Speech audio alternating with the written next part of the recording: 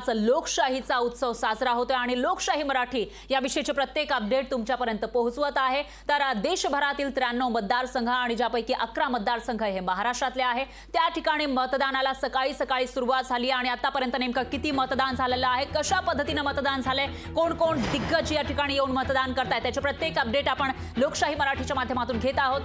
कोणाचं काय म्हणणं आहे, काय प्रतिक्रिया आहे तेही आपण लोकशाही मराठीच्या माध्यमातून जाणून घेत आहोत। तर आज देशामध्ये लोकसभेच्या 3ऱ्या टप्प्यातील मतदान सुरू झालं आहे। देशातील 93 मतदारसंघांमध्ये हे मतदार होत आहे। तर रविवारपर्यंत इथं जोरदार प्रचार पाहायला मिळाला होता। रविवारी संध्याकाळी प्रचाराच्या तोफा थंडावल्या आणि त्यानंतर आज प्रत्यक्ष मतदानाला सुरुवात झालेली आहे। तर या 93 मतदारसंघ जे देशभरातील आहे त्यापैकी 11 मतदारसंघ महाराष्ट्रातले आहे, तिथं आज मतदान होत आहे।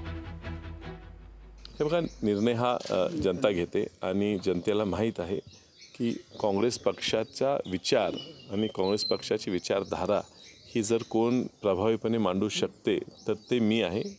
आणि त्यामुळे मला प्रत्येक मतदार, प्रत्येक ह्या महाविकास आघाडीच्या विचाराचा मतदार हा मलाच मतदान करणार आहे। त्यामुळे थोडीसुद्धा आमच्यात मतविभागणी होईल असं वाटत नाही। या उलट जे शिवसेना मागच्या भाजपवर लढत होती आत्तापर्यंत, त्यामुळे त्यांच्या मतातच विभाजन होणार आहे आणि म्हणून माझा विजय जास्त सुकर झालेला आहे।